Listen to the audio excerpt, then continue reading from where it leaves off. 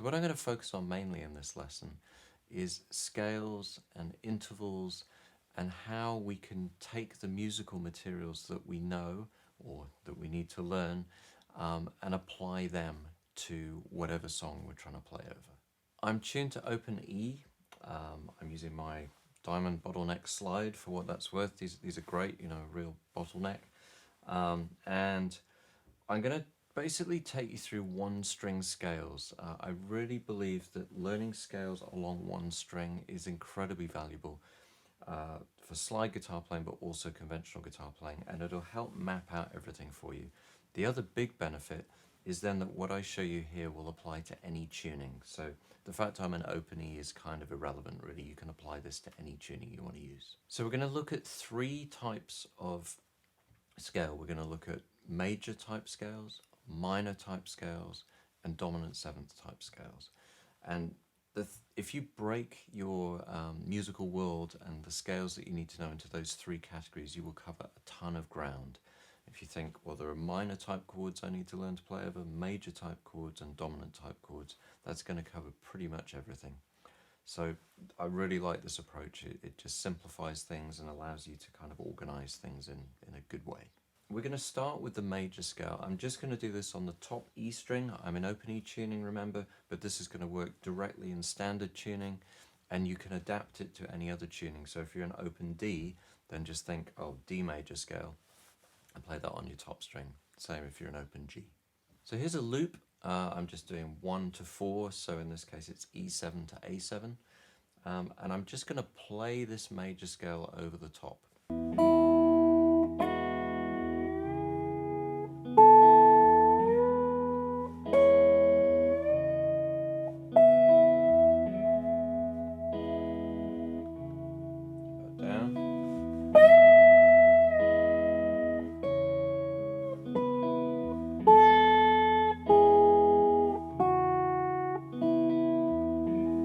So that's the basic scale and how it lays out on the guitar. What I'm going to do now is I'm going to improvise with that. So learning scales is really important and a great thing to do, but you don't want to spend all your time just practicing them up and down. You need to, as soon as you can, start dipping in and out of it, you know, jumping notes, trying to find little melodies. This is super, super important. So, you know, you don't want to spend all your time just running up and down scales. So I'm going to just demonstrate that a little bit and then dig a little bit deeper into what's actually going on.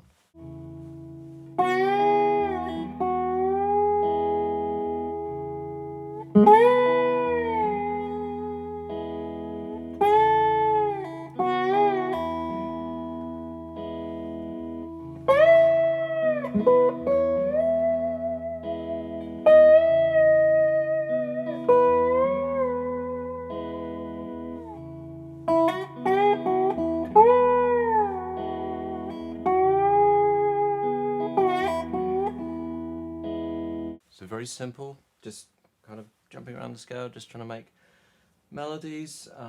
Short melodies is a good way to go here, just so that you can think of a musical idea, try and execute it on the guitar, have a bit of a gap, then you can think of the next thing to play. So now we're going to dig in a bit deeper. So what we're going to look at is, well, what's going on with these notes and why do some of them sound good and how do these ones sound different? So the first point that we need to start from is chord tones. So what I'm going to do is I'm going to break these down into three categories, basically. We've got chord tones, which is the root, third, fifth, seventh. And then we've got extensions, which are the other notes in the scale. So in this case, the 9th, the 11th, and the 13th. And then you also have chromatic notes called alterations. So they're over a dominant chord. We're going to look at those when we get to that point, and they'll be sharp 9, flat 9, sharp 5, flat 5. In this case, I'm going to keep it really simple with the major scale, and I'm just going to deal with the chord tones and the extensions. So the chord tones, we've got the root. I'm going to go through and I'm going to play them over the backing track, just so you can clearly hear what they're doing over that track. But I'll explain a few things up front. So the root and the fifth are very, very solid sounding. So if I play the root over my E, it's really grounded. And And the same with the fifth. If I play, it's not going anywhere. And I've got the octave as well. Again, kind of very grounded.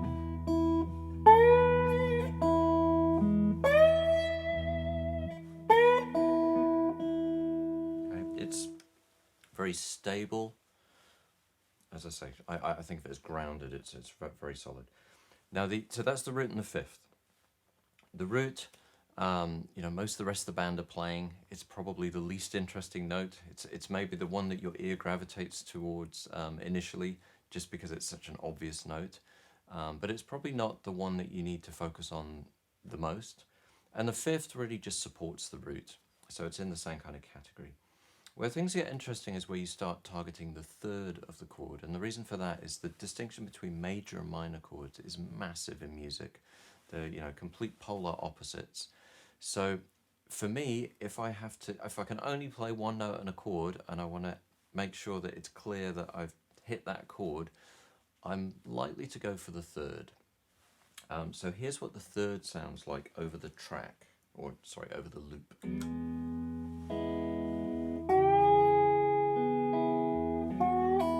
I'll play some other notes, but I'll keep coming back to the third.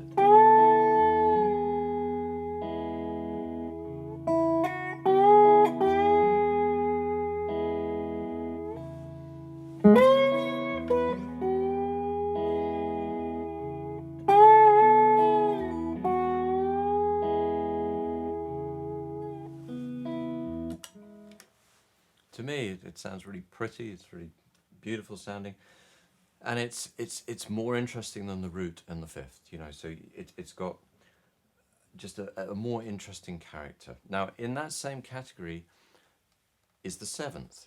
Okay, so we talk about thirds and sevenths as being what are called guide tones. They're on any seventh chord. They're the two notes that really define the character of the chord. So the third will tell you whether it's major or minor. The seventh will tell you whether that chord is then a major seventh type chord or a dominant seventh type chord.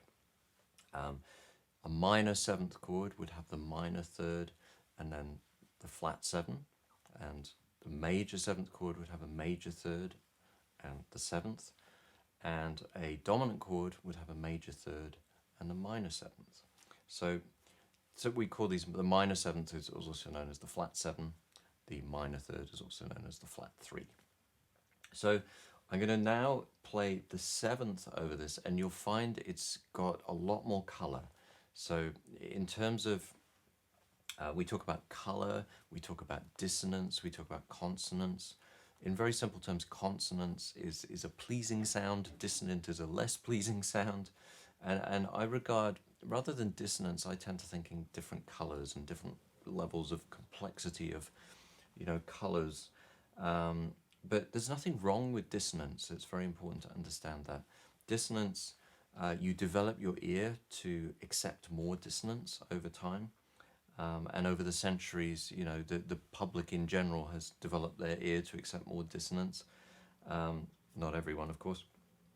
But you'll find that this seventh has a little bit more dissonance, but it sounds beautiful as well. So I'll do this over the loop.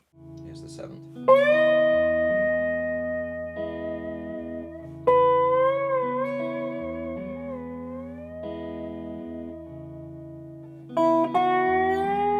Back to the third.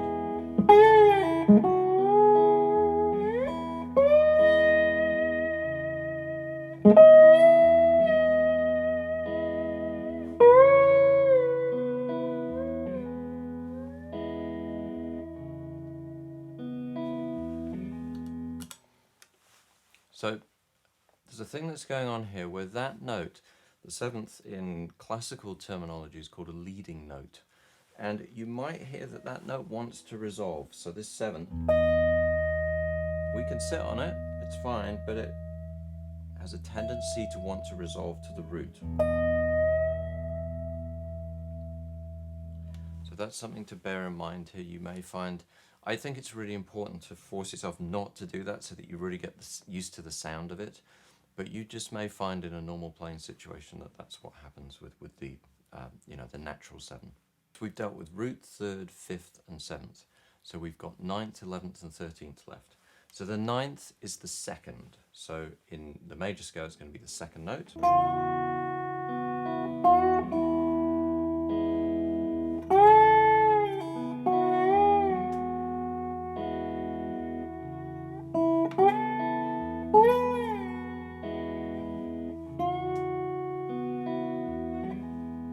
The 9th is a really beautiful sound. It's a little bit fragile in comparison, it's fragile sounding in comparison to those other notes.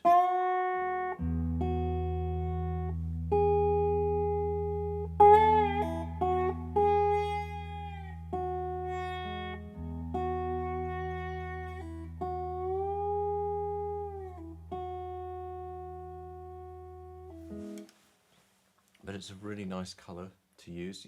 What you may find is that you're drawn towards those chord tones, especially if you work on arpeggios a lot and you know, really drill those sounds.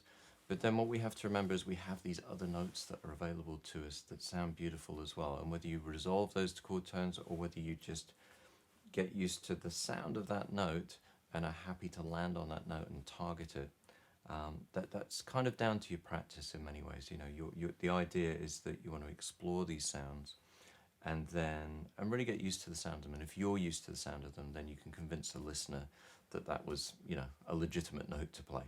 So let's have a look at the 11th now. So the 11th is in this instance on the one string is going to be up at the 5th fret. Okay, now this is going to want to resolve as well. In the same way that the 7th has a tendency to want to resolve to the root, the 4th has a tendency to want to resolve to the major third. So I'll put the loop on.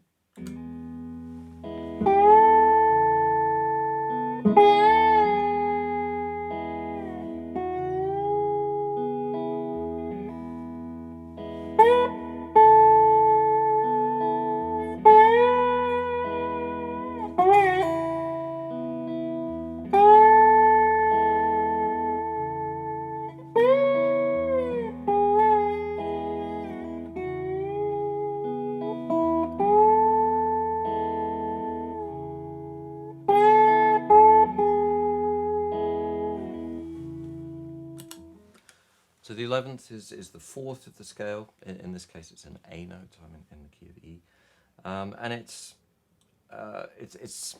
the thing that when you play suspended chords, it's that, you know, like a D sus4 chord, and then it goes back to a D. It's that 4th resolving to the 3rd, and it's what's known as an avoid note on a major 7th chord, because it creates quite a lot of dissonance and disrupts the sound of the chord. You'll hear it just sounds more distant from everything than those chord tones did, and it has this tendency to want to resolve to the 3rd. But again, it doesn't matter. You can still work on that and try and, you know, get that sound in your ear. And then the final one would be the 13th or the 6th. And in this case, it's going to be a C sharp note. We're in the key of E, of course. So here's my 6th.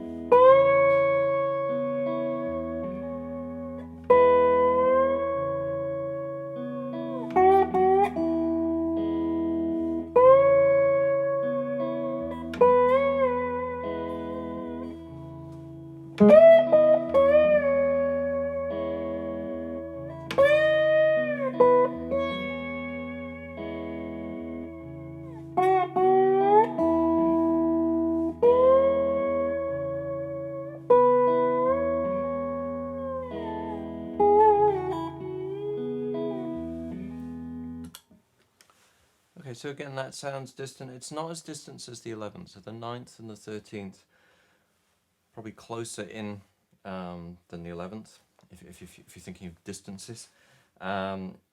It's the, you know, the 6th on a major 7th chord is quite an acceptable sound. So that's a nice one to explore. And then we've used up all the notes of the scale then. So, but if you think of them in terms of those categories, we've got chord tones and extensions. Then what you're working on initially is, you know, hearing the chord tones and hearing how they fit the chord nicely. And then as a separate kind of practice, working on each of these individual extensions and trying to get those sounds into your ears as well. And then when you go back and you're just jamming using the scale, you know, you're going to hear different things, and the melodies that you create are going to be far more interesting. I hope this has been helpful to you. If it has, please give it a thumbs up. It really helps the channel. Comment below, subscribe. Happy sliding.